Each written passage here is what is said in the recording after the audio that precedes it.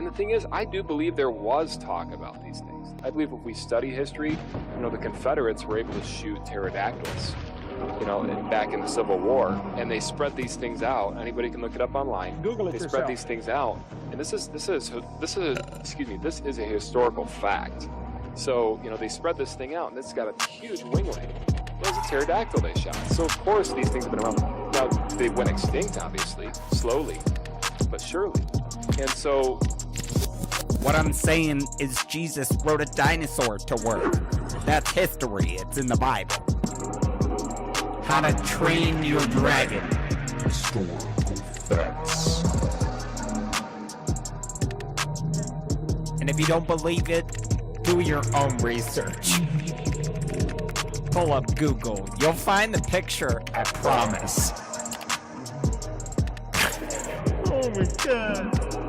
Thank you, John Gleason, Godless engineer, for gifting me this beautiful moment. Y'all remember when they tried to cancel Steven Spielberg for posing with an animatronic triceratops animal rights activist? Back it up. Hit it from the back. Cloaca. Historical facts. Eat my ass, BP. You're down here bailing on the rest of us because you don't want to process your grief and shame like a normal person by drinking and mistreating strangers. No, Rick. It is you who must nibble my cloaca, or bird asshole. Everyone knows what a cloaca is. back in the Civil War, and they spread these things out. Anybody can look it up online. They spread these things out, and this is a historical fact. So, they spread this thing out, and it's got a huge winglet. It's a pterodactyl they shot. So, of course, these things have been around. Now, they went extinct, obviously, slowly, but surely. And so... Paul Bunyan was sharing some Funyuns with his pet velociraptor. Whoa. Oh, you thought it was an ox? Roll back the clock. Let me knock the socks off. Historical facts. I didn't cut out. You heard me. You a pervert or something? Okay.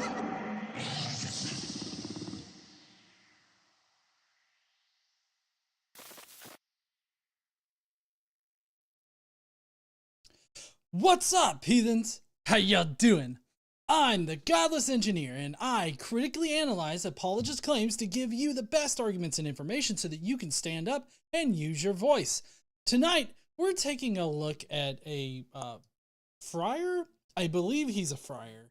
He is from Breaking the Habit. I can't remember what his name is, but he's from Breaking the Habit, and he is going to be telling us why we should not have open minds, or rather our minds shouldn't be open to other possibilities as far as like questions that we have either about science, about religion, about spiritualness. Like at some point we need to be closed-minded, and you won't guess it, but apparently open-mindedness is destroying our societies.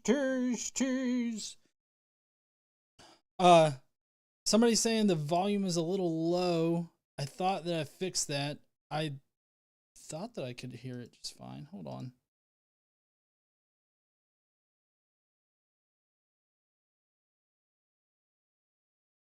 Let's see.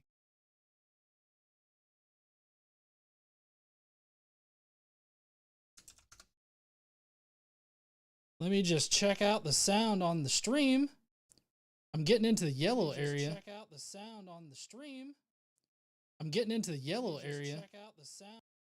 Yeah, I don't know. It sounds perfectly fine to me. I don't know if maybe I'm usually hard of hearing. But in any case, tonight we're taking a look at a guy I lovingly call Friar Tuck. And Friar Tuck is going to be telling us why we should all be closed-minded, at least to an extent. So, if you want to fuck around and find out why Friar Tuck thinks that we should close our minds off, then please stay tuned.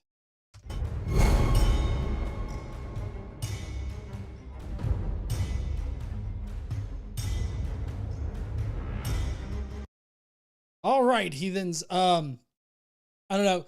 All of my levels are perfectly fine as far as my sound goes. Maybe it's a little low whenever I start not yelling, but I've tried to make sure that it's, in the yellow, but not peaking too bad. I guess you'll have to let me know if it's still echo, yeah. I don't know, let me know if it's still way too low for you guys to hear. I'll try to jack it up a little bit. But in any case, tonight we're taking a look at Friar Tuck. We do have some news to cover. We also have some comments to go over. And we don't have Bro Cephas tonight. He's already passed out in his room with his blanket. I wasn't able to find anything to bother him with. So we're just going to be having those things and then the actual video. Although the news segment does have an extra video in it. And then, of course, afterwards, we're going to hear from the Skeptic Mafia. And if you would like a hand in trying to pick the video that we do on Friday nights, then you can join the Skeptic Mafia at the Mafioso level. They get a poll every Wednesday, and they get to pick between 3 different topics, and that's what we get to cover. But this week was a little bit of a, oops, all Friar Tuck, because every single video was a Friar Tuck video, and so I just wanted to do Friar Tuck this week. Like, it's a pretty good content, like, not mill, but he's a pretty good place to find a bunch of good content like that. So, they had to pick between all the Friar Tuck videos, and they picked the one that was about open-mindedness tonight, or at least the last time I checked the poll. It could have changed, who knows. But in any case, that's what we're going to be going over tonight. And if you want to help support the channel here, you can do a super chat, or like I said, join the Skeptic Mafia. I do have a Skeptic Mafia podcast that's up. I will be releasing sort of a preview of it here on the channel next week. So if you want to get the full Skeptic Mafia podcast, which is like an hour and a half long, but we talk about a whole bunch of current events that are going on. And if you want to get access to the entire thing, then I highly suggest you becoming a Skeptic Mafia member. So, with no further ado, let's hurry up and let's get to the news, shall we? Well, we got a member chat, first off, from Zoomy Tomato saying you wanted to do Jedi HR Manager Friar Tuck. Do we not do phrasing anymore? The innuendo is definitely there. Thank you so much there, Zoomy. Idiocracy is a prophecy over there on the vertical stream right now. It says that the sound's fine, so I appreciate you checking in on that. Anyways, let's hurry up and let's get to the Today I Learned, which I've got to get out my banjolele. Perfectly out of tune. Let's do it. Today I heard some really dystopian new shit. Today I learned about some pretty shitty shit. It's an official song. I'm just telling you right now. All right. So, welcome, heathens. So first up, hold on, I got to get my notes over here. The first thing is the video, but I got a little bit of an introduction before we actually play the video. Anyways, fuck, I'm so out of practice for this. Y'all just don't even know.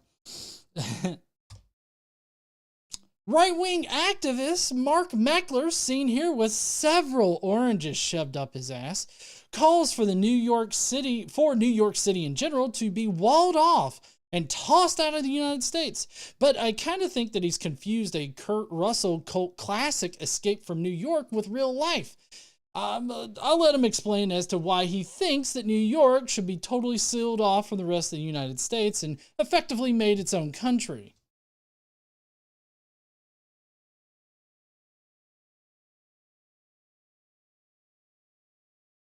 Sorry, I gotta switch everything up here for the video section.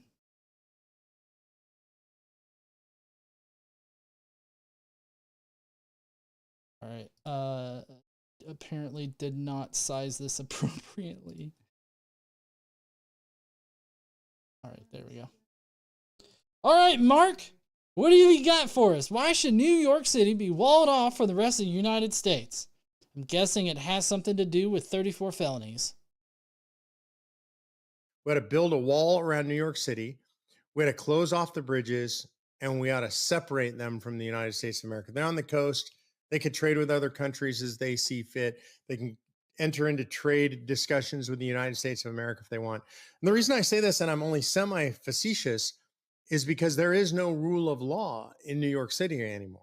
There is no due process in New York City anymore. There is no United States Constitution in New York City anymore. It operates as if it doesn't believe in the rule of law, it doesn't believe in the United States Constitution. So let's just cut them out.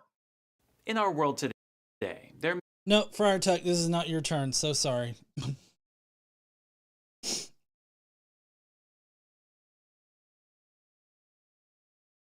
All right, so that was Mark Meckler. Basically, it is because of the 34 felony convictions that was handed down to Trump. And of course, conservatives right now are claiming that apparently if you hold Trump accountable for his felonious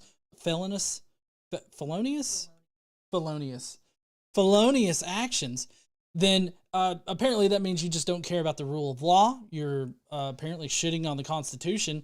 And you're just not adhering to anything that we do in like the legal system. By applying the legal system appropriately, we have effectively just tossed out the legal system, apparently, or New York City has at least. So obviously this is a really bad idea. Not just because this isn't a 1980s sci-fi movie, but also cutting off New York City from the U.S. would be bad for both New York City and the United States. Supply chains would be disrupted even more than they were during COVID. There would be significant job losses in the areas outside of New York City, as well as inside New York City, and from people that work in New York City but live outside of New York City. Those choosing to reside in New York City would face a loss of access to services. They would be displaced, and there's a whole host of other issues. This guy doesn't give a fuck about that, though. He just cares about, exacting political revenge or revenge on his political enemies, which seems to be something that is running amok right now in the right-wing circles. They don't want to be persecuted for their political beliefs, but they're more than willing to persecute others for their political positions. Not that the Trump trial that recently concluded had anything to do with politics. They perceive it to be part of politics. They live in a different reality than the one that actually exists. But basically, if you want to cripple a major population center and the U.S. in general, then you would enact this bullshit he is proposing right here, which, mind you, he's not thought it all the way out. He just thinks, they convicted my orange savior, and so now we gotta toss him out. And that's pretty much the extent of his thought process on this. Otherwise, Mark, I think that you need to leave this bullshit back in the 80s with Snake Plissken. Dipshit. Anyways, that's going to be it for this asshole. Next up is this guy, a smarmy looking fuck that he is. This is Texas Education Agency Commissioner Mike Morath. He's seen here watching children be murdered because their parents were non-believers. He released, or well, rather his organization, the Texas Education Agency, released a proposed elementary school curriculum set that heavily relies on the Bible to teach children. Of course, he lied to the public when he claimed that the religious content was only a small piece of the curriculum. One lesson in this teaches about Leonardo da Vinci's Last Supper alongside the Gospel of Matthew, heavily emphasizing the, basically the Christian message or the Christian story and how we're all like fallen to sin. What up there, Fuster Cluck? How you doing? Becoming a Skeptic Mafia member, Fuster Cluck. I like that.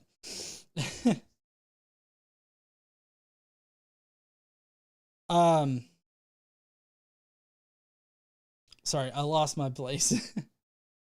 So here's what my questions are as far as this school curriculum goes. Where does all the genocide that God orders go in this curriculum? Does that go in social studies class? Maybe there's an ethics class that teaches you how it's okay to kill your neighbors as long as you hallucinate God telling you to do it. Also, I wonder how teachers are going to respond to female students when they ask where any consideration for consent is in the Bible, or if they should just consider themselves to be chattel now, properties of men in some kind of way. If they're elementary school kids, they're going to be properties of their father. If they're older than that, they're going to be properties of whoever they're married off when they're 12. You you're a property of men? A man? I mean, I don't see it that way, but I guess they would.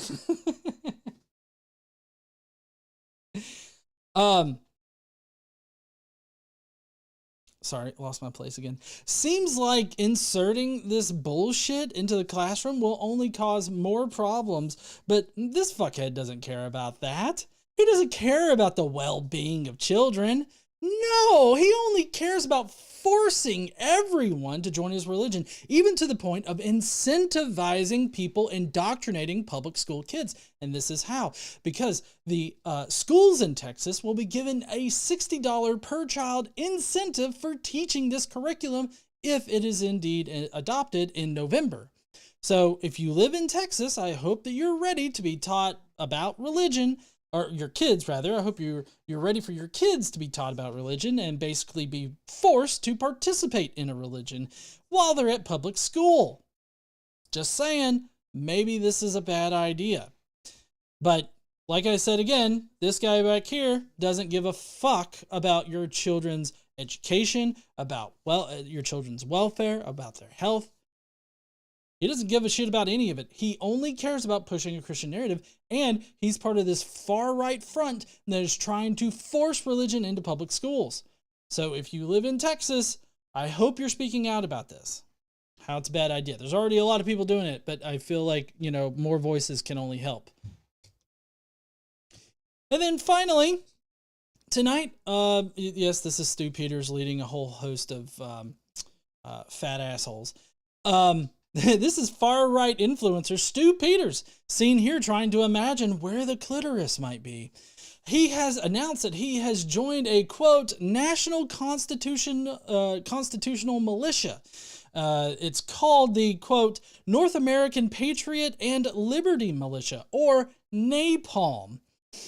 Yeah, napalm, honey. It's definitely some napalmy shit, right?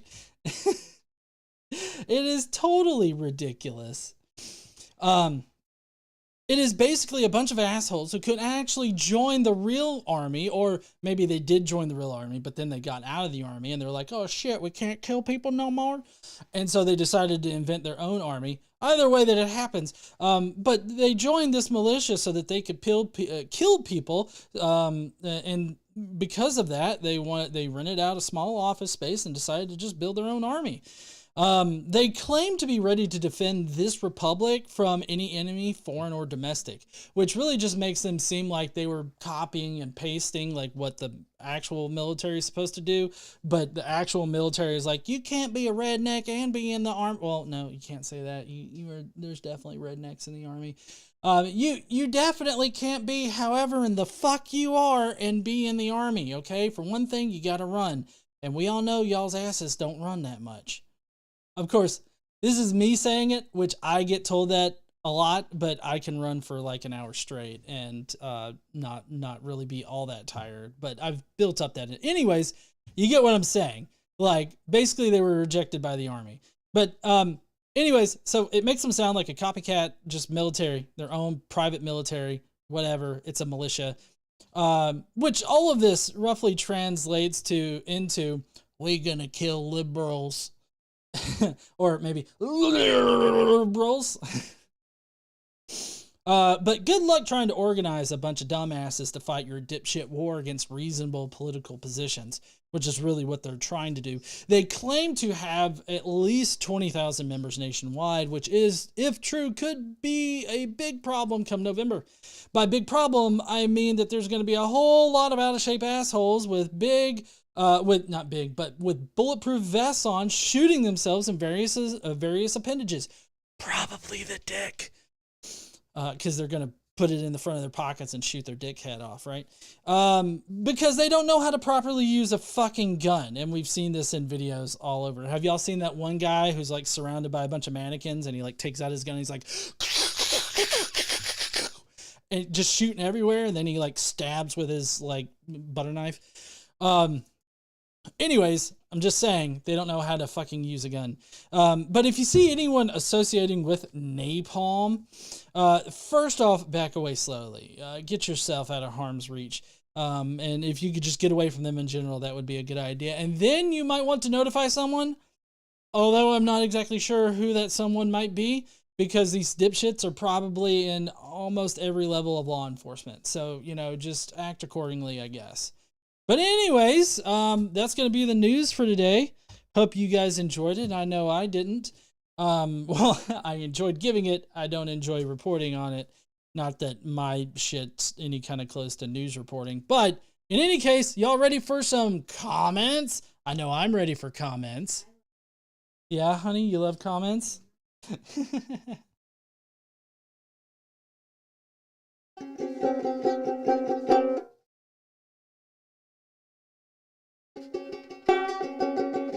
Comments of the day! Prepare to facepalm yourself into next week! Beautiful and perfect.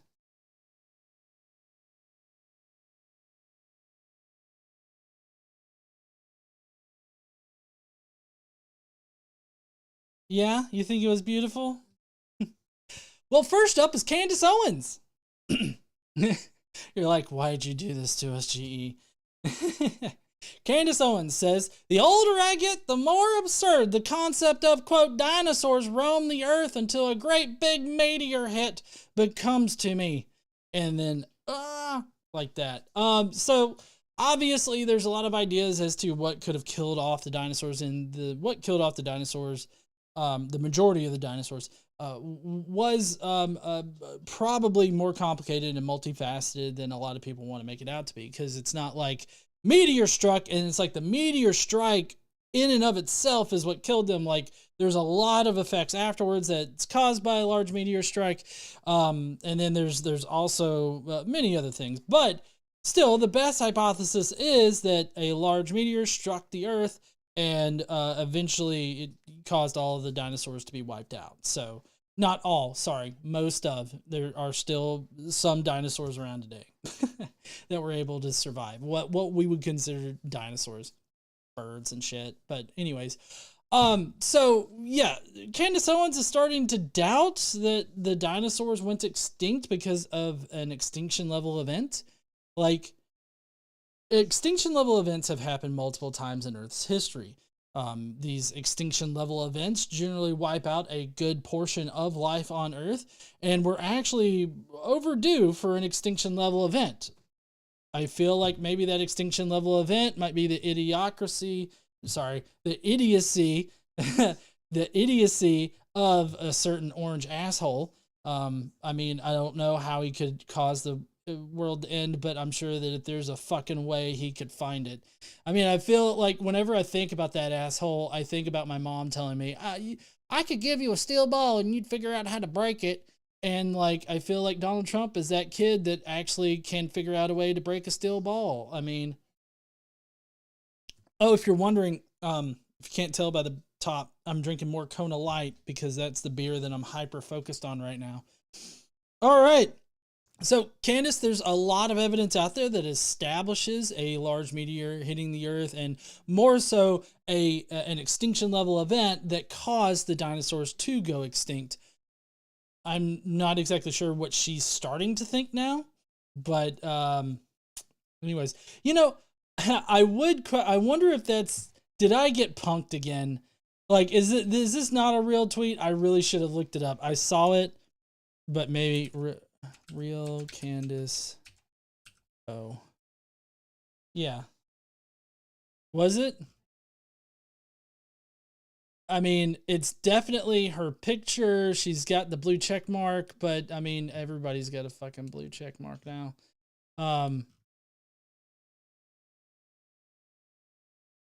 Yeah, buying the blue check mark. Oh, yes, I found it right here, June 5th. Yep, that's it. She actually said it. I'm glad I wasn't taken for a ride again. Woo! Sunian said again. Yes, there was, what was it? Last week, I got suckered by a political account. And I, you know, the politics right now is so fucking crazy that I really can't tell a Poe from otherwise. So I really don't know. Anyways, oh, I know I was here. Yeah. Exactly. All right. So that's going to be it for Candace Owens.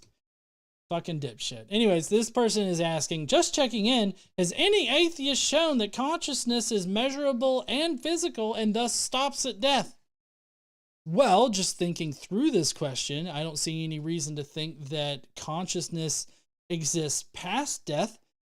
What we know of as consciousness is an emergent property of a complex central nervous system.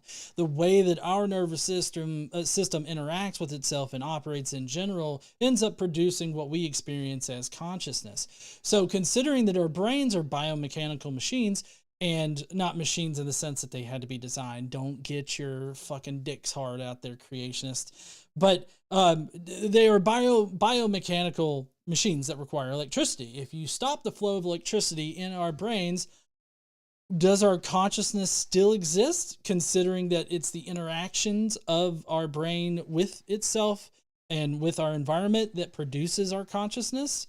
Like, I feel like you would need to provide a reason to think that consciousness continues after death rather than us having to prove that it definitely stops. Because if you asked me, I would probably be like, I don't know. Most likely not. It does not continue after death. But if you provide me with evidence that it definitely does continue after death, then I'm willing to investigate further into that possibility. But the problem is that they would cite like NDEs. NDEs are not good pieces of evidence. We can't actually tell when these NDEs happen. Like, you would need to be able to discern whether they happened actually during death, like while the brain is dead currently, whatever the brain death criteria is. You would have to show that it happened during that time, which seems to be pretty impossible. And you would also have to rule out the possibility of it occurring just prior and just after, just prior to death and just after death. So there's a lot of problems with NDEs and all this other kind of shit. So I feel like, maybe you need to think about what evidence suggests that there is consciousness after our life, or that rather our consciousness extends past our life. You would just need to figure that shit out first.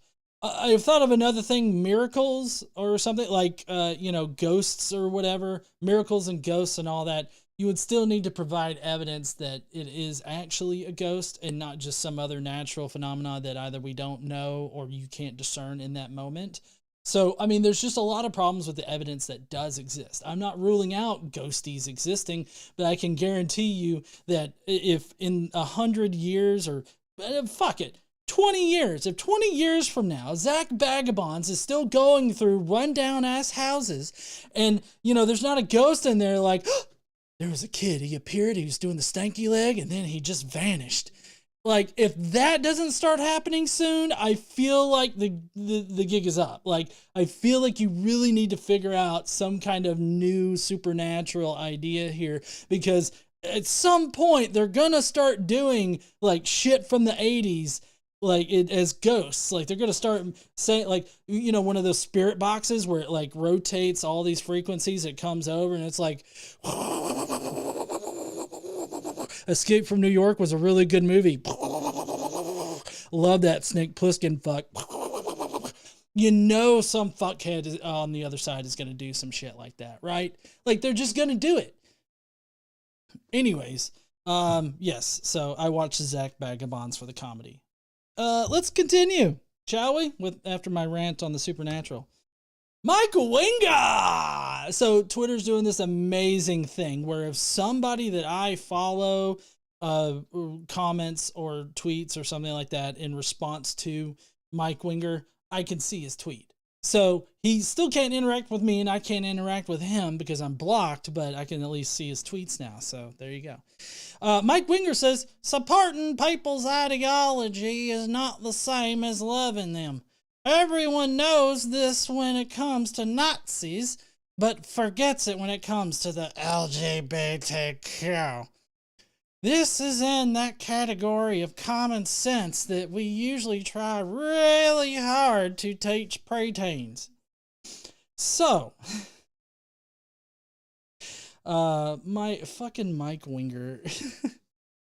Supporting people's ideology is not the same as loving them. Everyone knows this when it comes to Nazis, but forgets about it when it comes to LGBTQ. So, I believe what he's saying here is that you can love an LGBTQ person without supporting them. And I feel like that's bullshit. Okay, it's totally bullshit. All right? Primarily because if you're withholding your support from somebody, then you're obviously not loving them. Like, and I don't mean support in that like, oh, well, I don't support his, opioid habit, therefore I must not love him. That's not what I'm talking about. That would be what's called a false analogy fallacy, because you can't compare the LGBTQ community to like an opioid addiction, right? Idiots will try to do that. There's nothing wrong with being part of the LGBTQ community. And if anybody has watched me for any kind of significant period of time, you will know that I am fully support the LGBTQ community. Hell, my wife is part of the LGBTQ community. So, I mean, I don't see anything wrong with being in that community. And if you're going to withhold your support for that community, you cannot claim to still love them. I feel like this is just like a crazy thing to say here. Like, this is like you're deluding yourself into thinking, oh, I still love them even if I don't support them.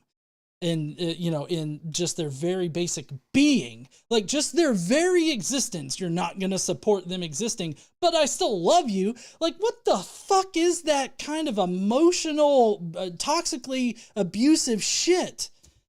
Oh, God damn it. I fucking hate Mike Winger. I am fucking upset about this shit. This is in that category of common sense that we usually try. Yeah, I mean, this entire tweet is just aggravating and I hate it. I'm gonna go on. Anyways, here's from one of my videos from a while ago. This guy says, so, you want to say you have enough brain matter to understand the pagan origins of holidays, but you don't have enough to realize that everything around you is created by God? Emphasis mine. If it's the truth that you're after, you only speak part of it. The rest is lies. So, no, I would need to see evidence that everything around me is created by God. That's just a baseless claim that is levied by apologists and then regurgitated by the apologists' audience. Idiots. So, I mean, you would need to prove that God is responsible for creating everything. And so far, I have not seen any kind of evidence that would suggest that God is responsible for anything being created. I don't see God, a need for God in any of the natural processes. All of the natural processes are the reasons why things that exist now do exist. And this is a typical one that I bring up, but you could substitute it with any natural process like the water cycle. We don't need God for the water cycle to happen. And I feel like most religious people now have figured out that you don't do rain dances in order to get rain. Like, you can't magically compel the weather to do the weather thing, right? That you want it to do. Like, no amount of naked dancing, child sacrifice, or I don't know, beaten off in the middle of a field is going to affect whether or not it rains. We understand, huh? Yeah, yes, I am sure beating off in a field won't do it. Don't ask me how I know. She said I won't.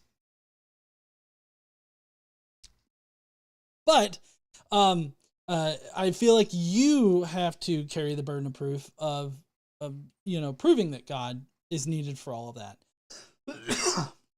The burden of proof is not on me to prove you wrong.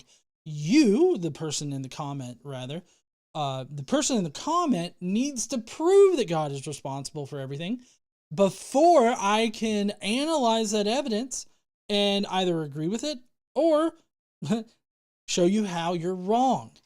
So, I mean, this person just has a very fucked up sense of the burden of proof, and that's it. And then finally, before we get to Friar Tuck, we've got this right here left on a recent video clip that I posted. This is worshippers of life. Worshipper of life. They worship life, apparently. They said, "Are you a non-believer by choice? Or is someone forcing you into atheism?" No, nobody is forcing me into atheism. I became convinced at one point that I didn't believe in a God and that there was no reason for me to believe in a God. Nobody is forcing me to do this. See, atheism works very differently than religion, which, if you don't know, I think that parents force their children into a religion. They don't give them an option. It's not like they ask the baby, "Do you want to be a Christian?" And the baby's like, "I'll take that as a yes, little man." Like, that's not what happens. They just are Christian because their parents decided it, forcing them into a religion. Okay? So it doesn't work like religious people work, or atheism doesn't work like religion works. Okay? We don't force people into atheism. I'm a dad, 14-year-old kid downstairs. I have never once forced any position on him. If he didn't believe in a God, you know, and he did when he was younger, he was like, "I'm an atheist." I'm like, "Well, I don't think that you really can grasp, that position yet. So let's just cool our jets on that."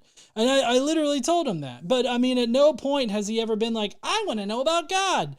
Because, I haven't forced it on him. I've asked him on occasion, like, are you curious about all these people at school talking about God and everything? And he's like, "Nope." And he just goes back to killing people on Call of Duty. Like, that's it. Like, he doesn't really care about it. And, I mean, I feel like if you don't force a religion on your kids, then more than likely they're not going to become religious. And, although, I mean, there are obviously people out there that choose later on in life, but I still feel like there's that influence from other people that compel them to get involved in religion. But in any case, nobody's forcing me to do shit, okay? Nobody can. I'm just saying. Nobody can force me to do anything I don't want to. Anyways, that's going to be it for the comments tonight. I hope you guys enjoyed it. I know I did. If you will, please go down below and let me know what you thought about any of the topics that we covered tonight, any of the comments that we covered tonight, any of the news stories that we covered. It would be awesome to see what you guys have down below.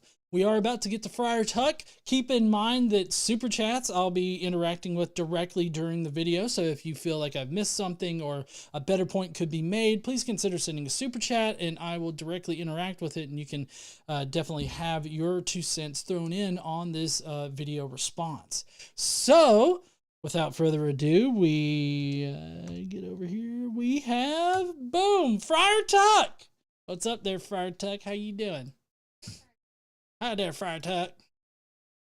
Anyways, all right. So we got Friar Tuck here. He's going to be explaining to us why open-mindedness is destroying our society. I would like to say I appreciate everybody that's watching over there on the vertical stream as well as on the normal stream. If you didn't know, we do a vertical stream at the same time as the normal stream. People like to watch in different ways, and I like to try to accommodate the best that I can. All right, so yeah, everybody seems to be behaving. Are you behaving over there on the Destinies? No? You killing my fuckers? Okay. All right, Friar Tuck, convince me that I should no longer be open-minded. I feel like as an atheist, like me being an atheist, Friar Tuck should definitely want me to still be open-minded. But obviously, it's a very one-way street for him. He doesn't think he needs to be open-minded. But obviously, I need to be open-minded completely.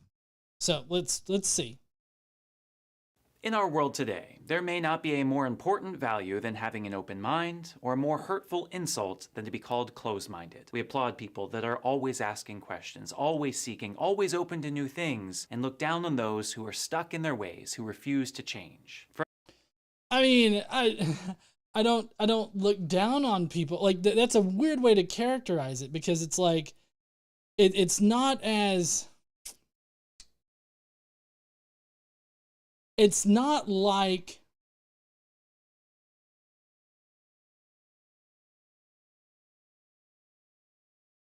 he's providing any kind of nuance for this, because it's like, if you're convinced of a position, do I think that you should be closed off to other possibilities? No, I guess I don't. But for a lot of positions that I have, the likelihood of you overturning that in my lifetime is slim to none. Like, for instance, evolution definitely happened. Okay. He would probably classify me as,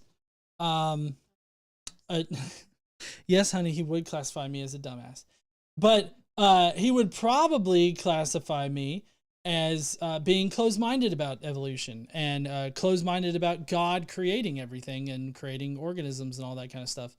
I would not classify myself that way. I guess I am open to other possibilities being proven. But I feel like the requirement for evidence is gonna far exceed what he's expecting, because, you know, he just wants you to get to the thought-stopping conclusion, no, God did it, and just stop and not continue to have an open mind. I feel like that's where he's going. I haven't actually seen the entire video yet. I just know enough that I was wanting to respond to it. Market on says, you realize Friar Tuck is a progressive Catholic. Okay. I mean, I'm not criticizing like his politics or anything like that. I mean, he's a Catholic, and I feel like all Catholics that help support the Catholic Church are, you know, helping support pedophiles and other crimes that are being committed.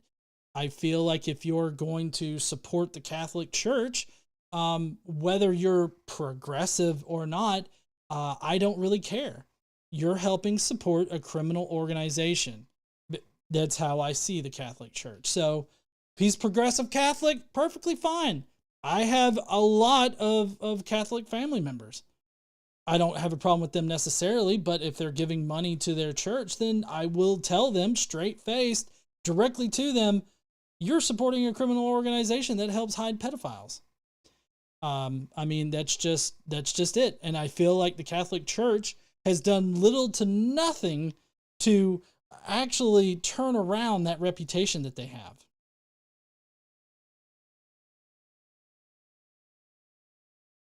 Frankly, I think that might be our most toxic quality, and it's destroying our society. Being open-minded, the most toxic quality, and destroying society. Had to take a sip on that one. Let me explain. On the surface, having a so-called open mind is not a bad thing. Removing our biases and preconceived notions, looking at the world as it is rather than how we want it to be, taking in new information and adjusting our opinions, these are all good things. What I love about the idea of an open mind is the desire to always be seeking and learning. Especially as a Christian, I know that 1,000 lifetimes could never exhaust all that there is to learn about the unimaginable mystery that is God and the beauty and wonder of his creation. To sit back, unimpressed, to be content with where we are, seems like a sin against the gift of reason that God has given us. I don't know, but memory serves, like, y'all motherfuckers killed a whole bunch of people for asking questions about God and not just being closed-minded about, you know, previous things.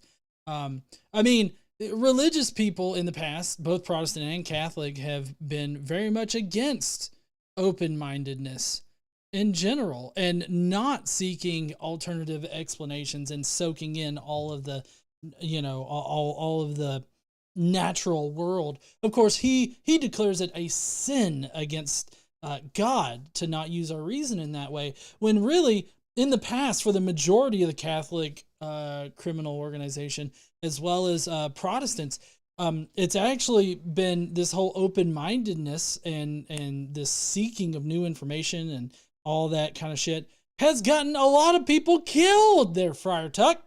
Like, why in the fuck would you even say that this is a sin against God when very obviously, if we just take a statistical look at the likelihood that that's true,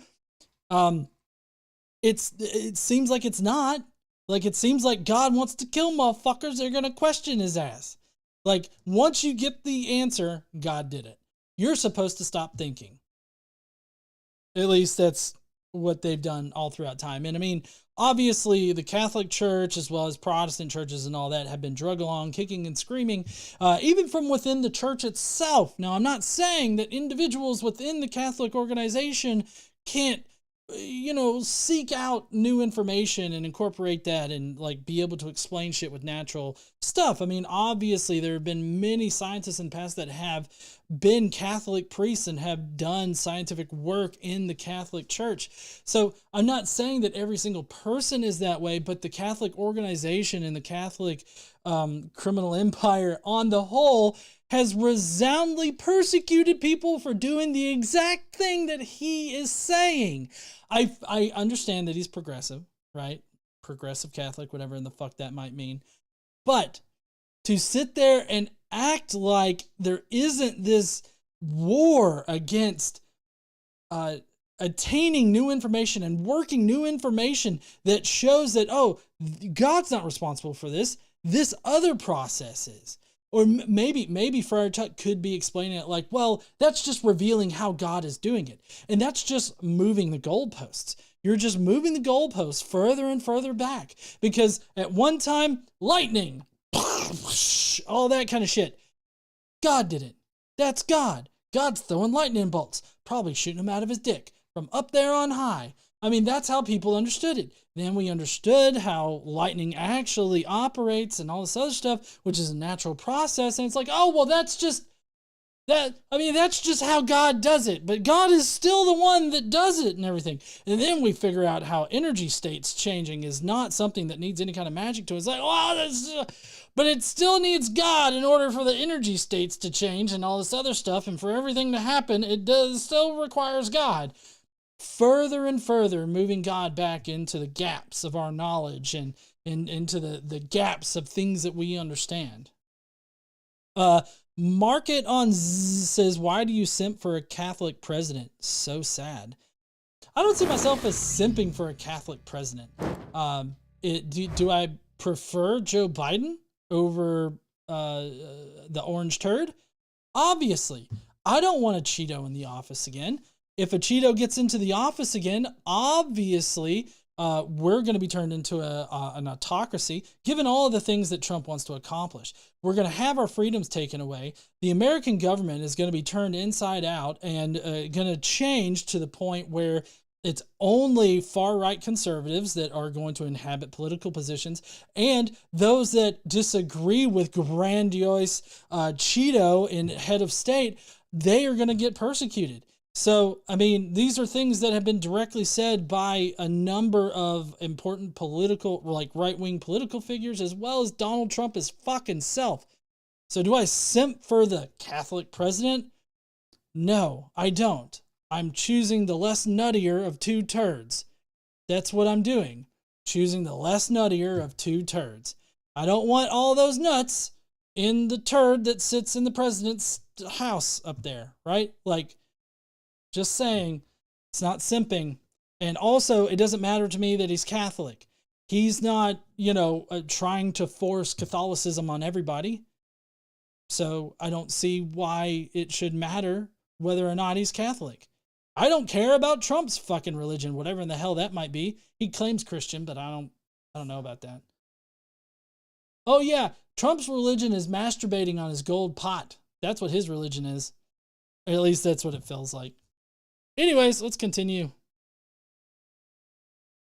Seeking is a good thing. Wondering is a virtue. Welcoming new information is essential for all Christians. We must have an open mind to all that is true, beautiful, and good so that we ourselves may be transformed by all that is true, beautiful, and good. I don't have a problem with any of this. No, the problem I have with much of our world is not that it insists on an open mind per se. It's that it never allows for an open mind to reach a conclusion.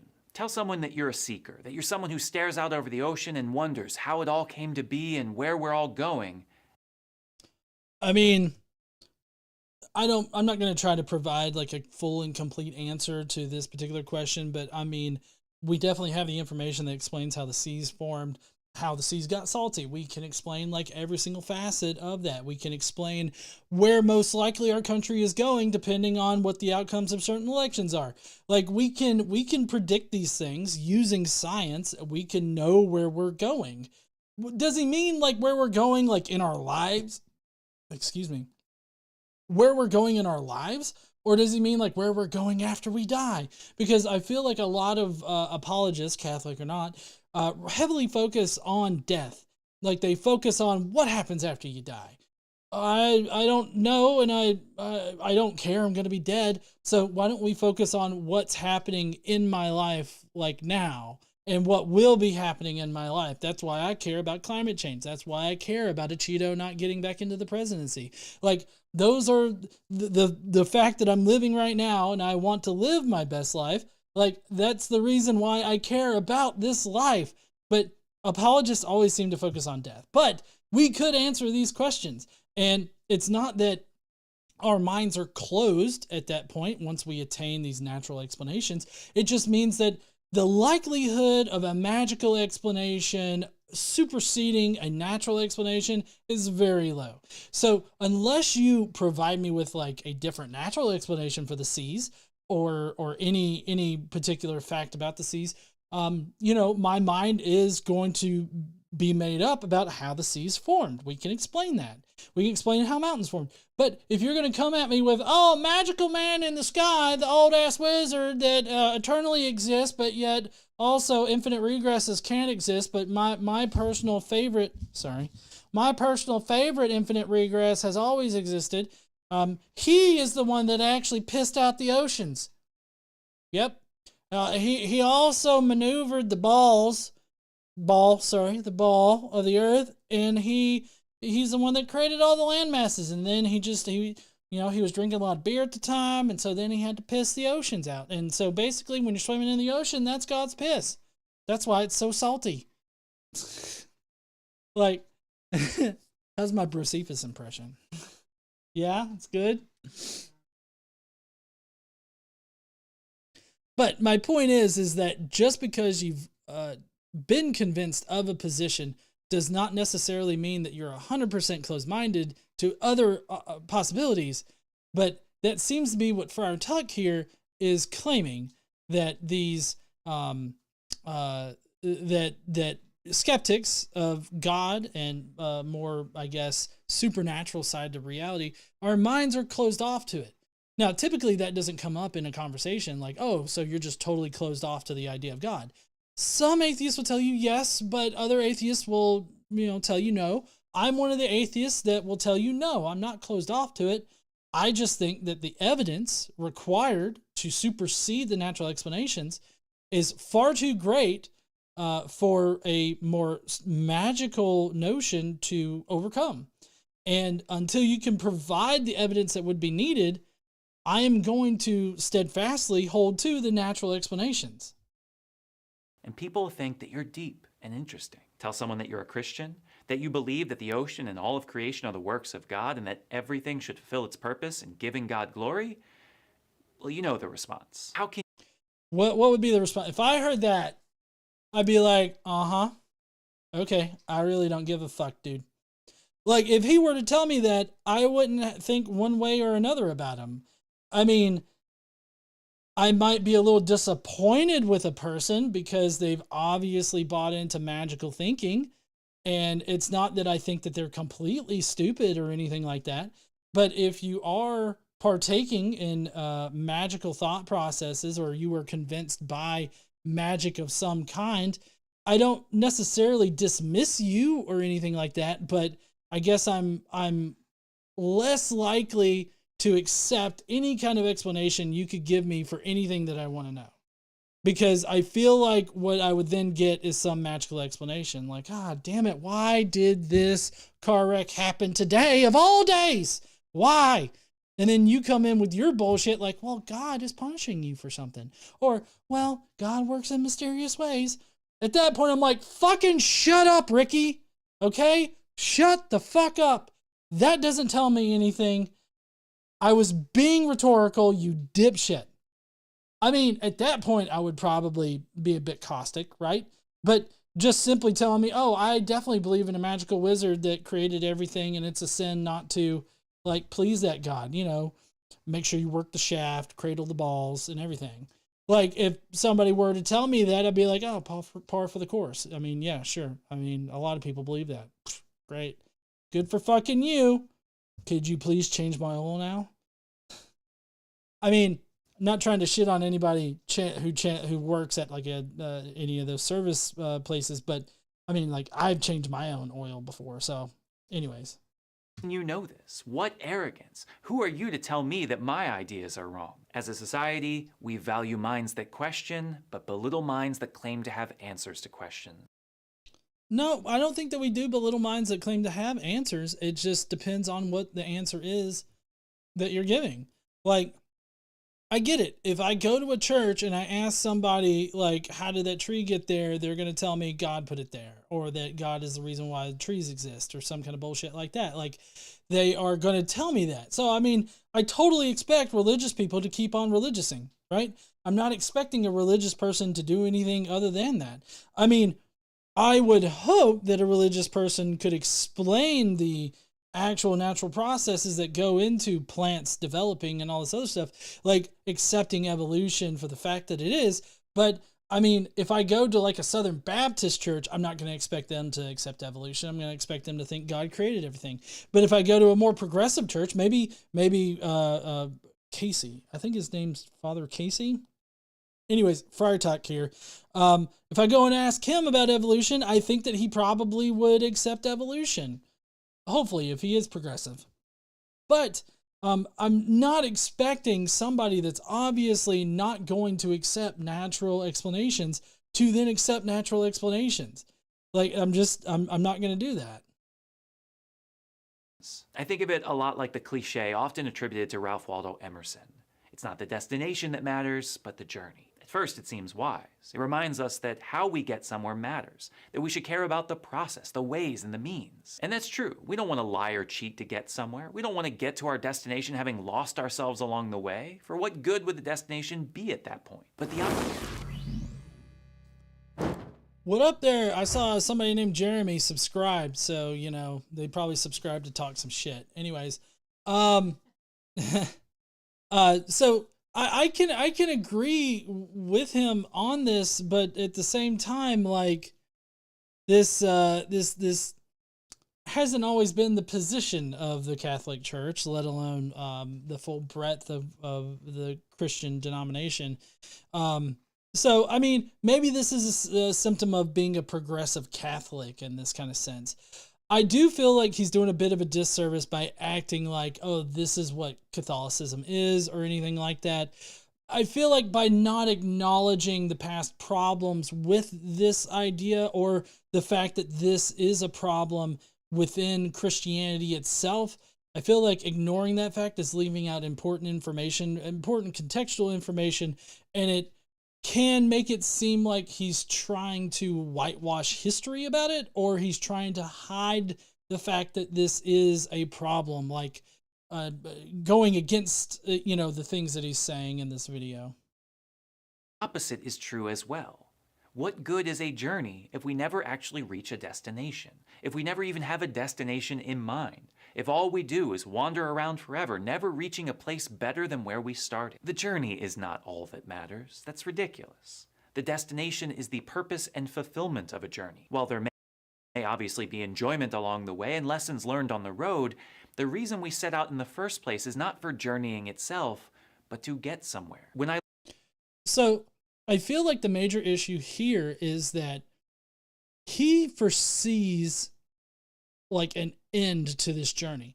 He foresees absolute knowledge, right? Like there is, to him, obviously, because he's a Catholic, he feels like there is somebody out there that has perfect absolute knowledge about everything. And so there is an end to it. Now, it's not that I disagree with that, this idea of like absolute truth being like a thing. But whether or not we can attain that, I don't think that we can. Like, how would we ever know? What would be the criteria of attaining some absolute truth? right? How do we know, like some truth that cannot change, it's immutable, right? How would you know that you've actually attained that knowledge? And obviously for religious people, they feel like they've attained that knowledge when, you know, they get to God did it. Like, and that's the only answer that I have seen from people, is that the absolute information is God did it, right? And we know that that's not true. Many times in the past have we figured out God did it. And then later on, somebody's like, you know what? I don't exactly think that it's God, but let's actually run the evidence here. And then they find out that God is not required for that shit, right? So it's like, we know that our perception of our reality changes constantly. So why would I be so narcissistic to think that I've actually reached the end of that journey? Why should I think that? Oh, because of a fucking old book told me God did it, and so I should just stop thinking about it? Like, what Casey is doing here, Friar Tuck, what he's doing here is he's making a case for you to stop thinking. It's literally thought-stopping arguments in this entire video, because he wants you to get to a conclusion, close your mind off, and then just accept it. And I mean, I feel like I could use the same argument, like, oh, just accept that God's not responsible for most, if not all, of the things that happen in reality. I say if not all because I'm just leaving it open to the possibility of, you know, things changing in the future and God being proven in some kind of way and God being responsible for something. Like, there's that little tiny sliver of a chance that that's actually true. So, I mean, I'm not closed-minded on anything, because I accept that shit can change. And more importantly, our perception and description of our reality will change at some point. You have to remain open-minded so that you can accept the new information, which is not something that I've, like, it's not something that he's disagreed with. He said earlier that he agrees with accepting new information, working that into your worldview and all this other kind of shit. But now he's making the counter argument of, oh, but yeah, there are certain things that you should just, you know, stop thinking about. You should just stop thinking about whether or not God exists, because we got an old fucking book over here that says that he exists. So just stop fucking thinking about it. I'm an angry elf tonight. Look at our world. What I see is a society that is always on the road, but never getting anywhere. It insists that people head out on a journey, that it asks deep questions, ponder life's mysteries, keep an open mind, but never get anywhere. Those who reach their destination, who stand by an answer, who say that they have found what they are looking for and do not want to journey any longer, are scoffed at and belittled. While there is always a need for intellectual humility and we should be cautious of speaking dogmatically about every little thing, the idea of living life without any dogmas, without any moral imperatives, without any belief that is beyond change, is a life that doesn't stand for anything. I simply disagree with that. Which maybe I need to re-listen to what he said here. Intellectual humility, and we should be cautious of speaking dogmatically about every little thing. The idea of living life without any dogmas, without any moral imperatives, without any belief that is beyond change, is a life that doesn't stand for anything. See, that's just fucking ignorant to say right there. Like, not being dogmatic about something means that you're living life for nothing or whatever in the fuck he said. Like, your life has no meaning at that point. What in the fuck? Like, no, my life still has meaning. I have a very fulfilling life, even if I don't have any kind of dogmas, because I don't have any. I'm not dogmatic about anything at all. Like, I'm not dogmatically simping for Joe Biden or anything like that, as I explained before. I'm not dogmatic about evolution. I mean, I accept evolution for the fact that it is because of all the evidence that's been presented, but, asterisk here, if you provided me with evidence that showed me a magical wizard used his dick to create everything, and it was compelling enough, then I would be convinced by that. I feel like everybody should remain open to their perspectives and their ideas being changed. I mean, no, and that's just talking about the bare facts of what we understand about reality, right? These hard facts that we've been able to show about reality. We're not even discussing how our minds perceive reality and what that fucking means. The fact that our minds are flawed means that we can perceive reality incorrectly. And oftentimes people do. There are medicines for a lot of that. But my point is that because of our limited ability to experience reality and our limited understanding of reality, our worldview should constantly change. And our worldview should never reach a state of dogmatism. You should never be in a position where you're dogmatic about anything. You should always be open to change. That doesn't mean that you should change as the wind blows, but it definitely means that if somebody provides you with enough evidence to convince you away from a previously held position, then you should probably be convinced away from that previously held position. I mean, I realize that this can be used like from the religious perspective of religious people being convinced away from reasonable positions.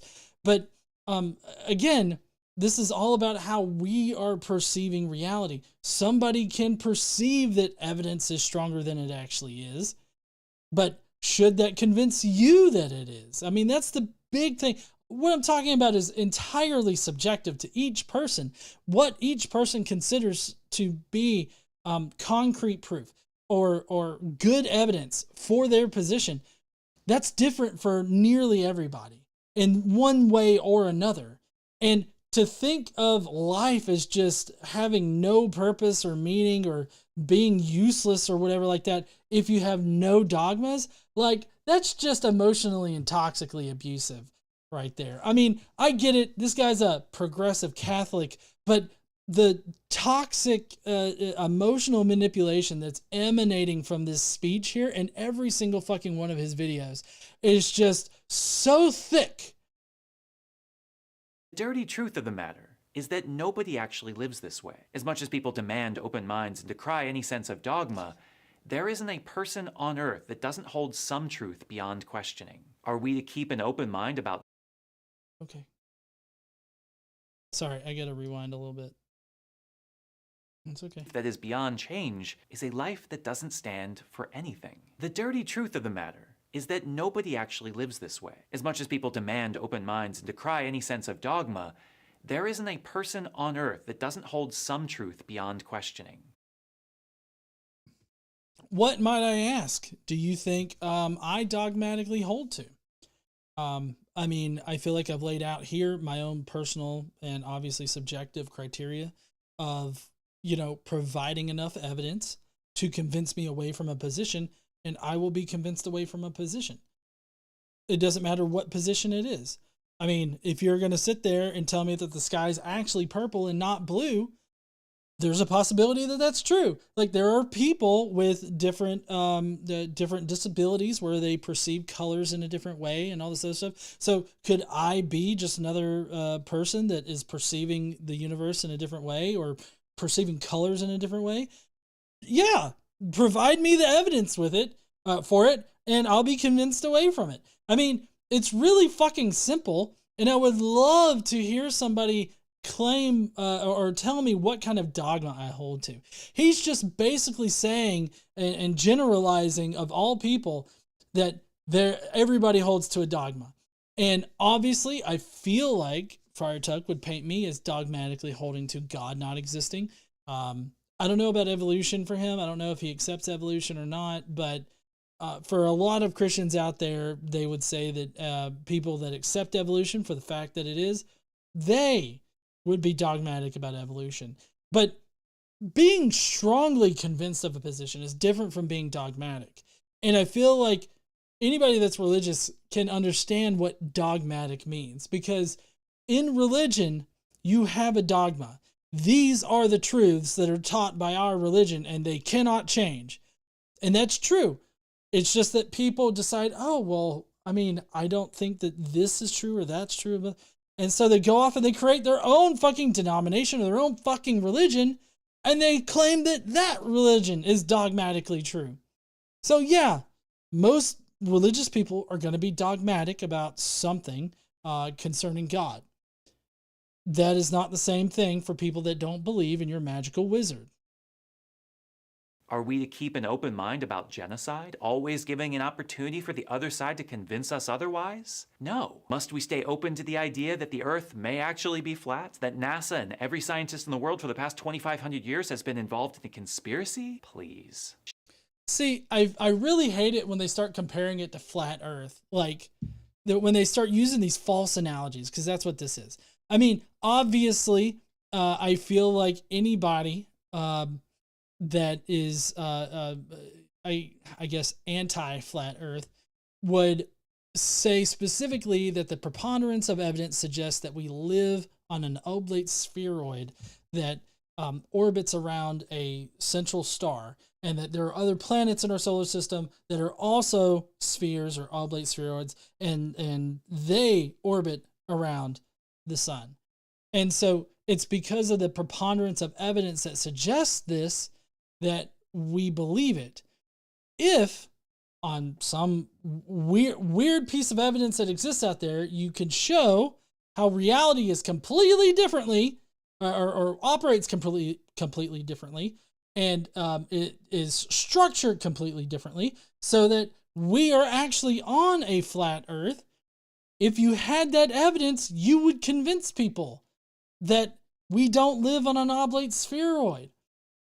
So his analogy is not only wrong, but it's a false analogy when we're talking about other shit. Because here's the thing. Flat Earth is hard science, right? Like, well, anti-flat Earth. Anti-flat Earth is hard science. It's a hard science to prove, like hard as in tangible, like something that we can definitely point to and say, this is obvious evidence that the Earth is an oblate spheroid, that kind of thing. So this is hard science that we're dealing with. When we're talking about like the philosophy of God or philosophy in general, that's soft. That's soft. Those kinds of things would be soft sciences, proposing that God exists and that he's responsible for the earth and everything like that. Like, we have hard evidence to show how the earth developed over time. Millions and billions of years, we have that evidence. So if you're going to disagree with that and just say God, well, then you're on the level of flat eartherism, right? You're on the level of creationism, which is like in the same kind of realm as flat eartherism. And but when we're talking about whether or not God exists or anything of that nature, you cannot use this comparison here. You just simply can't. And also, I would say that if you're more accepting of science as a religious person, but you still point to God, then you're still introducing magic into it. And while you're not on the level of creationism or flat eartherism or anything like that, you're still trying to insert magic into into what we can tell is most, if not completely, natural world.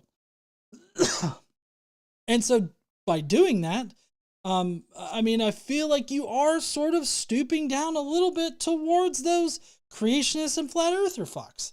All right. But you have to appropriately give a correct analogy here. And claiming that being, open-minded about whether or not God exists is the same thing as, being open-minded about flat earth. I feel like you're not grasping how those are different things. It's like apples and Chevrolets. Should we treat the love we receive from our parents, spouse, siblings, and friends with skepticism, mindful of the fact that we cannot know for sure if they're being honest, and so should protect ourselves in case they're lying? I hope not. The fact of the matter is that there are certain things in life we have to either accept or not accept. Some things have a mountain of evidence to support them, making doubt more difficult, while other things must be accepted simply on intuition, but the point remains. Eventually, we have to choose one way or another. Do we believe or do we not? To journey our entire lives without... Well, I think that making the decision as to whether or not you believe doesn't mean you have to be closed-minded about it. I mean, like, for instance, in the respect of God, I would call myself an agnostic atheist. I don't believe, so I made that decision that I don't believe in God, right? But I'm agnostic because I don't know whether or not God exists. I don't know if there's some deity out there that, could have set everything in motion and then just let it all go, right? Like, I don't know if that actually happened. I don't know if there's like a supernatural aspect to our reality. But I'm not going to sit here and proclaim to know that there isn't or there is. And so, I mean, I feel like agnostic on a lot of these positions is a good place to be in as far as whether or not you know that they exist. And so I feel like that's what keeps me open-minded to being convinced away from my position. And my guess is that he would definitely be in support of me remaining open-minded here. He just doesn't like it when, people claim that he's closed-minded about stuff. He's closed-minded about whatever fucking topic that he definitely accepts as the absolute truth just because his old-ass book says so. Reaching a destination, to seek and to ask without ever coming to a conclusion, is a sad, uncourageous life. To remain open to everything is to attain nothing. At some point. So let me get this straight. To be open to everything means you attain nothing? I mean, I'm still open to the possibility that God exists, but I've definitely attained a lot of shit because I've remained like open to that possibility. I mean, I've had experiences and interactions which are invaluable. I've I've been able to talk to fucking Ray Comfort, and he's misrepresented me on his fucking YouTube channel. So, I mean, like, I would classify that as an invaluable experience of being able to speak to somebody like Ray Comfort. And it definitely was a fucking experience for sure. It was something. We actually got a fruit basket from him. It primarily contained diuretics, which, if you don't know, they make you shit yourself. So I don't know if it was like a prank or something, but like most of the fruits were definitely make you shit yourself. But in any case, but yeah, so I feel like I have attained a lot of things. And me remaining open to the possibility of God does not mean that I have foregone attaining anything. This is, I would classify a non sequitur, where the conclusion doesn't follow from the premise here. Like, this just makes no fucking sense to me. We have to take the risk, even if just temporarily, and make a claim. What a waste to live your entire life. Hold on. No, it's not to waste your entire life. But you can still make positive claims even if you're open to the possibility of being proven wrong. Like, I do that a lot of times. Like with my mythicist position, I make positive claims about certain things in the position, using the position about certain pieces of evidence. And I make positive claims about those things. That doesn't mean that I'm not open to being proven wrong or that I shouldn't be open to being proven wrong. Like, I absolutely know this for 100% certain. Like, you don't have to be 100% certain about anything to say, well, I believe this thing to be true. Like, do I think that you need to be as close to absolutely certain? Or actually reach a destination. If we never even have a destination in mind, if all we do is wander around. Sorry, started the YouTube video there. Love you, hon. It's okay. But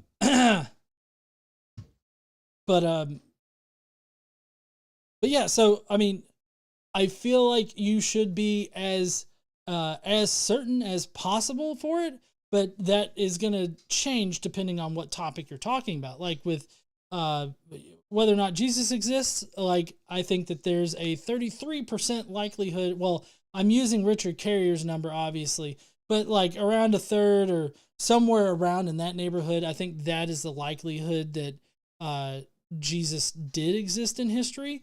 So that leaves a monumental amount of space for Jesus to be proven to have existed in history. So I am not sold on any one particular position. So yeah, I mean, I also like how I feel like he's about to go into this whole spiel about how you've wasted your life by not being dogmatic about shit. Point. We have to take the risk, even if just temporarily, and make a claim. What a waste to live your entire life as an agnostic. Sure, you're never going to be... What a waste? It's a waste of your life to be an agnostic about things. Like, to not know some things. I mean, I feel like it's far more intelligent for somebody to admit that they don't know than for you to dogmatically assert that you do.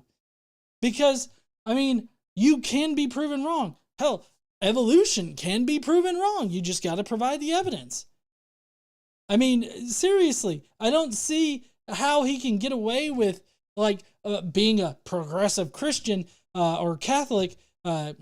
Catholics are Christian, but, you know, whatever. I don't see how he can be a progressive Catholic here and then just have so much toxic and emotionally manipulative shit that he says in his video.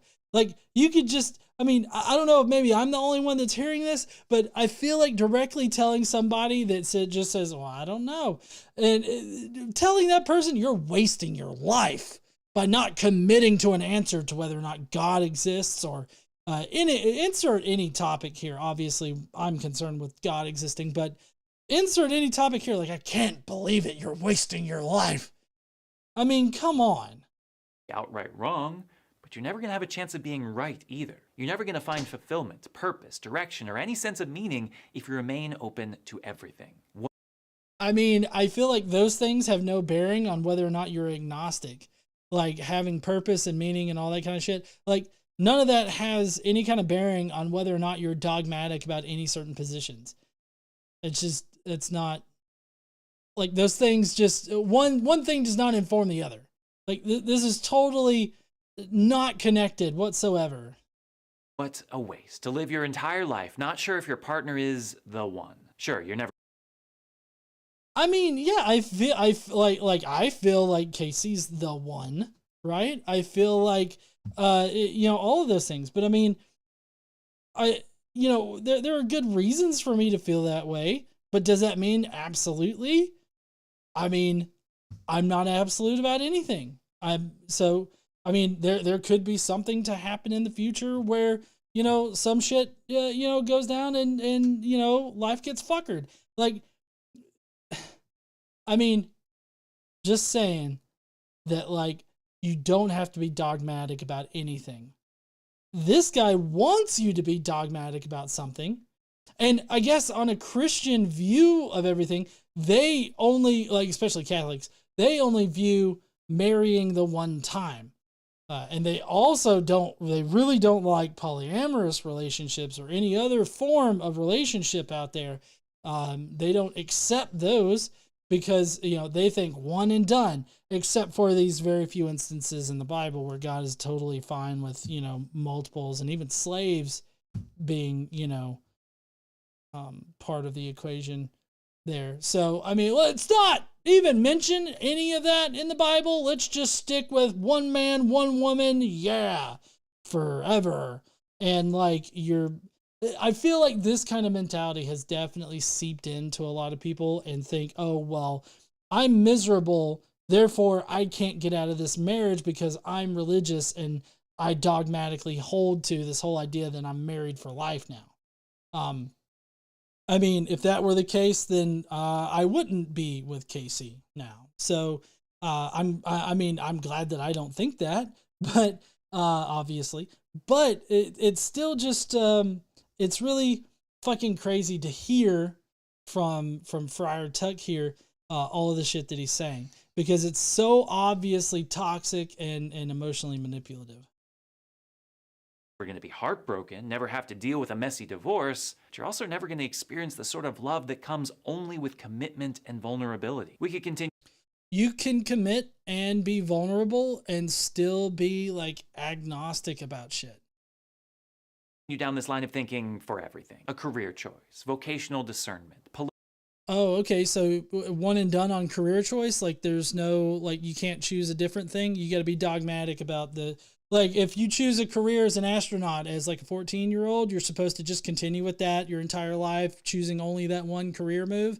Like, is that what you're saying? Oh, are you supposed to commit to like a, whatever fucking car you buy? Like, oh, nope, I definitely picked that Grand Prix, that Pontiac Grand Prix, and I'm going to stick with that until it fucking dies. Like, is that it? Like, I mean, well, the thing that he's saying here is just so fucking ridiculous. I mean, to suggest that people have to stick with one career and they can't just like change shit up if they want to.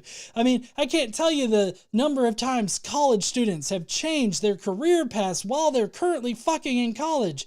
I mean, if I had done that, I would be a fucking doctor right now, and I would probably be miserable, or I would have racked up hundreds of thousands of dollars in school debt, which I luckily only racked up tens of thousands of dollars in school debt. But my point is that being dogmatic about this kind of shit is just ridiculous. Fucking ridiculous. Political positions, which movie to watch on Netflix. With every decision in life, the end goal must always be to actually make a decision. It begins with an open mind. It starts with seeking, questioning, removing biases, doing everything you can to come to the truth. But at some point, you must come to the realization that you will never have enough information, that you will never exhaust everything that can be learned. Right. And that's why I remain open-minded. Like, this seems so bass-backwards to me. Like, it really does. Like, he's being like, you have to realize that you can't know everything, and so you just got to commit to one answer forever. Like, does that not seem stupid? Like, I don't use the stupid word lightly here, but that literally seems stupid here. You don't know everything, so just go on ahead and commit to this one answer, even though you don't know. Like, wouldn't you want to remain open if you don't know? Like, I agree with him. There's no way that we can attain absolute knowledge. That's why I'm not going to be like, I hard commit forever to this. Like, that's the reason why I don't do that. But he's telling me to do the opposite, because it's opposite day for some fucking reason in his head, of directly committing to something, even though I am not confident in it. Like, it's not that I'm not confident in evolution. I'm confident in the evidence for it, but that confidence doesn't supersede the possibility of shit being proved different in the future. And in fact, the way that we currently understand how shit works now will most definitely change in the future at some point. But must make a decision anyway. Now, I'm not suggesting that we must make a dogmatic decision about everything, or that Oh, okay. Well, we must not make a dogmatic decision about everything. Please, Friar Tuck, what should we be dogmatic about? Can you please give us some kind of criteria for determining what our dogmatism should cover? What should be the base of all dogmatism? Can you please tell me that, Friar Tuck? Or do you have some more beer to go and mix up? I think they do beer at his particular seminary. Where do friars live? Do they live in castles still? Like, I don't know. we should never change our minds once we've decided something. There is a sense in which an open mind is still a very good thing. What I'm suggesting is simply that an open mind is a means to an end, not the end itself. It is the thing that gets us where we're going, not a quality of a good person. The irony of being open to does any of this make sense to anybody? Like, the way that he's talking about having an open mind, like, is it a means to an end? I mean, unless you think that there's an absolute end to knowledge, and that we have the possibility of attaining that knowledge, then I guess it is a means to an end. But, like, again, I go back to citing what the criteria is for absolute knowledge or absolute truth. Like, how would you know that you've attained this absolute truth? How would you know that? Because I feel like you would have to know that criteria in order to know whether or not you've attained absolute knowledge. But he is like, you know what? We'll just never know. So you might as well just pull the ripcord right now and just believe in some bullshit that even if you don't actually believe in it. And I feel like all this is leading up to, so accept Jesus Christ and believe in God. Otherwise, burn in hell, motherfucker. Everything of never settling on anything in particular is that you'll never actually know when you found the right or wrong answer. I mean, I adhere to wrong answers all the time, and then I change my mind once it's been proven that I'm wrong about it. Like, none of this is like all that bad that he's talking about here. Like, he says all of this shit as if like maintaining that you could be wrong about anything is somehow bad or negative. Like, I don't say, like, I feel like that just keeps your worldview constantly updating with new information. Like, it's a lot like, imagine this. Okay, just putting it in my kind of area of expertise here, being the technology world, engineering. This is the entire argument that he's making here would be like if somebody was like, you know, it's pointless to have a computer if you're always updating it. Like, I don't even know why you would even want to have a computer if you're just going to update the hardware and the firmware and all this. I mean, you really just need to pull the pin and just commit to one computer, one version of the operating system, and you need to keep that forever. And you just got to maintain that you will never try a different like video card, try a different operating system or anything like that ever again. You just, and don't you push those hot fixes, okay? Whenever Microsoft says that you need to update your system, you tell them to fuck the right off, and you are not going to update your system and prevent people from hacking in because you don't believe that people hack into computers. That's just not possible. You've got an old ass book that says it's impossible. Like, I feel like he's trying to convince people not to update their systems and that it's actually a bad thing if you continuously update your system with the most recent patches. And I feel like putting it in this context should make every person that works in IT security or IT at all cringe at the idea of this. We must be willing to take risks, to put ourselves out there, to stand for something rather than be open to everything. Maybe we'll come to realize that we were wrong. Again, he keeps saying these things like you can hold positions, right? You can have positions on things. You can be convinced of things, but still be able to have your mind changed about it. These are two separate things. They are not like linked together to where you have, it's not like you've got to get rid of one to attain the other. They can both exist together. Friar fucking Tuck. But at least we'll have found something, and we'll be closer to our ultimate destination than when we started. Oh, what's that ultimate destination? Fucking God up in heaven? Oh, well, I guess that would be God fucking our mouths, right? Commit to something. You may never know the right or wrong answer beyond a shadow of a doubt. But what sort of life is it if you never even try? I mean, saying that being agnostic is like, or being agnostic about anything or everything, I guess, means that your life has meaning. He keeps repeating this same thing the entire time, and it's not true. I mean, you can be completely agnostic about every fucking thing. You can still have meaning in your life. You can still take on positions and hold them and defend them and believe that those positions are true while still at the same time not knowing absolutely whether or not they are true. Now, I will say that I am Gnostic about the biblical God. So maybe Friar Tuck was right in this situation. Maybe I am a bit dogmatic about whether or not the God of the Bible exists, right? Maybe that's what I'm being dogmatic about. I guess that definitely could be it. I don't know. I'm still open in the future to being proven that Yahweh exists, so I'm not completely ruling him out. So I guess that kind of breaks with the dogmatism a little bit, but I would say that I'm Gnostic about whether or not his God exists.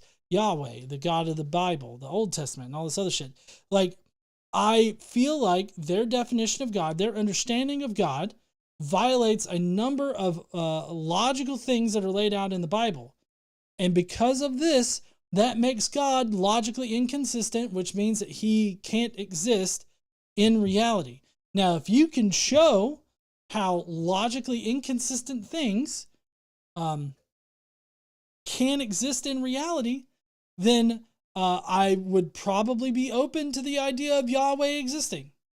But as Catholics and Protestants understand God, the various ways that they understand God, and what's actually written in the Bible, what's literally written in the Bible, just like things about history, things that were done and everything like that, which don't necessarily track to history or whatever. But those things, like all of that, definitely leads me to the conclusion that this God's logically inconsistent with what has been written about him, and verify, like, quote unquote, apologists verifiably, describing God or whatever. Like, all of that is logically inconsistent with their concept of Yahweh. Now, could their concept of God be the true one? Sure. Is that God the same as the one that's characterized in the Bible? Definitely fucking not. So it's kind of it's a weird situation there. So I don't know. I don't know how you would classify that. Would you classify me as dogmatic about it, or would you classify me as not being dogmatic because I'm still open to the possibility of God existing, even their God existing, the biblical God, or whatever God they've created? Anyways, that's going to be it for the review tonight. All in all, Friar Tuck just showed how, even though he's apparently a progressive Catholic, he's still very toxic and emotionally manipulative. But that could just be that the Catholic religion, like the Christian religion in general, is those things. Like, Christianity is toxic. Christianity is emotionally abusive. Christianity is manipulative. All of those things. Like, Christianity is those things, and that's just coming out in the way that Friar Tuck is framing his argument here. And ultimately, his argument is, well, there's some things you just need to not worry about and just accept. You got to stop thinking about it. You got to stop thinking. You just got to take hold of the world by the balls, and you just got to admit that, some things and stake a claim. But I think that you can still attain happiness. You can still be a fulfilled individual, even if you don't make any kind of positive claims whatsoever. Him claiming that being agnostic about shit means that your life is worthless? Fuck off, Friar fucking Tuck. Anyways, he pisses me off. Annoying newsletter said, "Don't stop believing." Whoa, whoa, whoa. No, okay, sorry. That was embarrassing. Anyways, let's pretend that didn't happen. If you will, please go down below. Let me know what you thought about tonight's video review. Do you think that Friar Tuck needs to go back to the drawing board on this, or do you think that he's correct? Let me know down below in the comments section. I would really love to read all of your thoughts on Friar Tuck's video. While you're down there, why don't you smash that like button and subscribe if you like this kind of content. Don't forget to stand up and use your voice. Bye, heathens. But don't go, because we got the Skeptic Mafia. Skeptic Mafia, if you don't know, part of the Skeptic Mafia benefits is that you get to comment on the video that you chose. If you forgot at the very beginning of this, the Skeptic Mafia, they get to choose what video we watch on Friday nights. And sorry, I'm just getting it zoomed in and everything over here. They get to choose the video that we review on Friday nights, and then they get to leave comments about the video so that their voices are heard, commenting about what we watched tonight. So that's what we're going to be doing right now. There we go.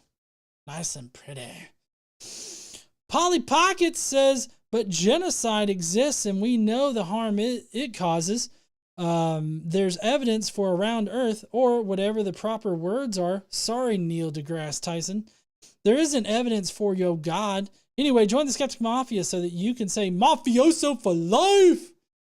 I don't know what our little hand signal would be. Maybe like an M. No, that's probably like a sign that'll get me killed. I'm not going to do that. Y'all don't do that. The M is not it. I don't know what it is. We'll figure it out.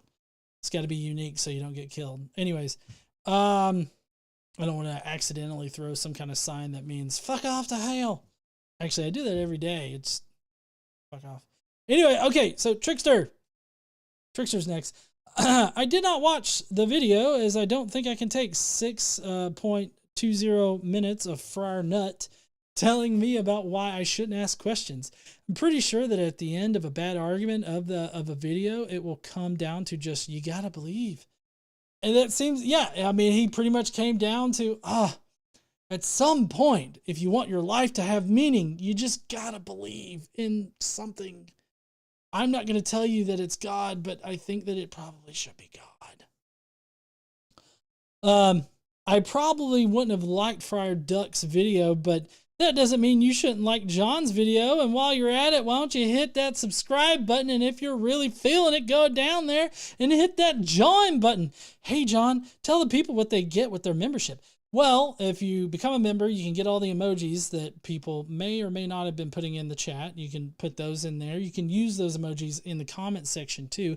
Get a nice little icon by your name. You also get access to the podcast. There's a monthly hangout that you can also join if you join the Skeptic Mafia. And then you get to pick videos on Wednesdays. You get to comment on the videos on Fridays. There's a lot of perks if you definitely like review content like this. There's a lot of perks in here that you can use to get more out of this experience if you want to.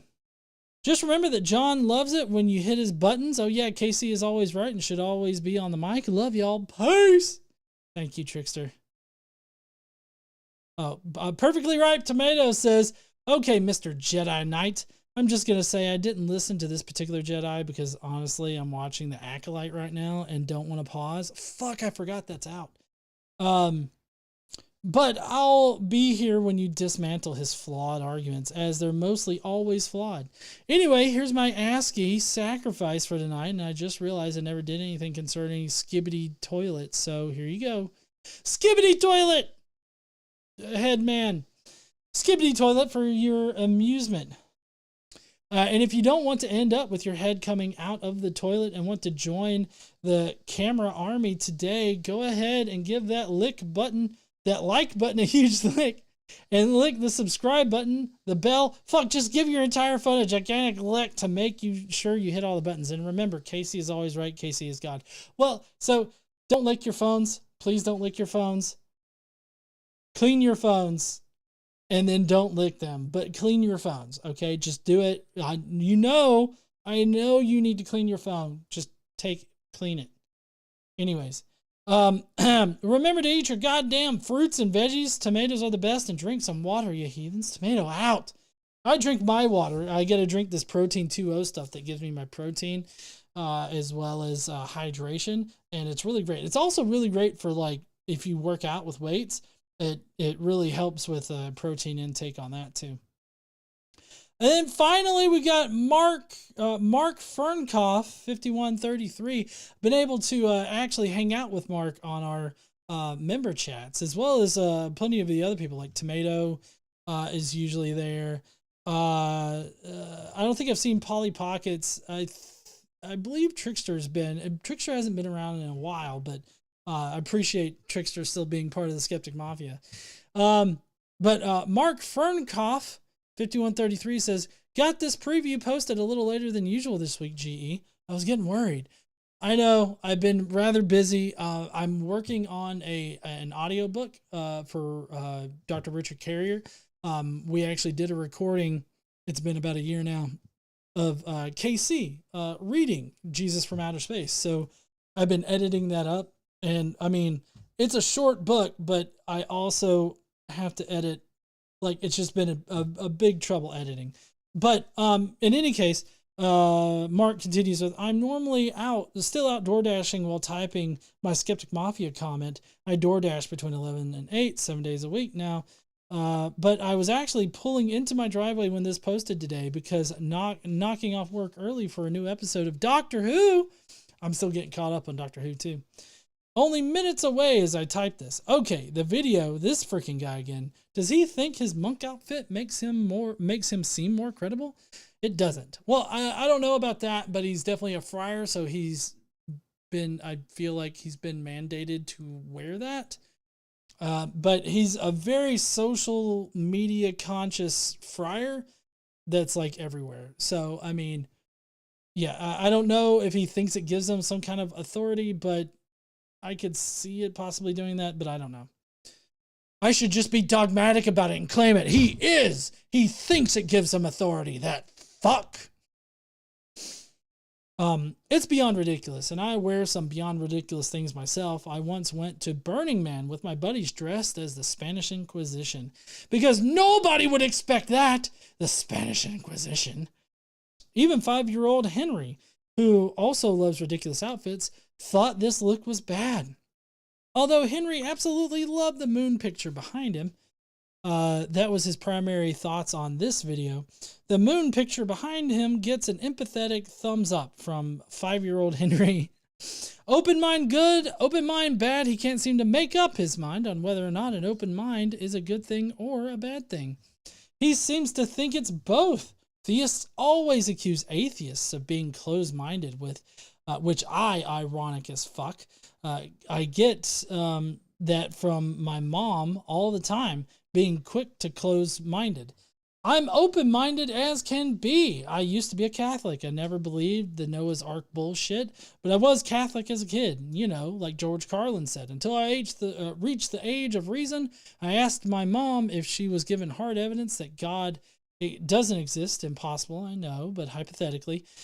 She said she would still believe despite evidence to the contrary. Yet she calls me closed-minded. She says she wishes I would believe in God. I reply, show me good evidence that from the Bible. Show me good evidence that God exists, and of course I would believe in him.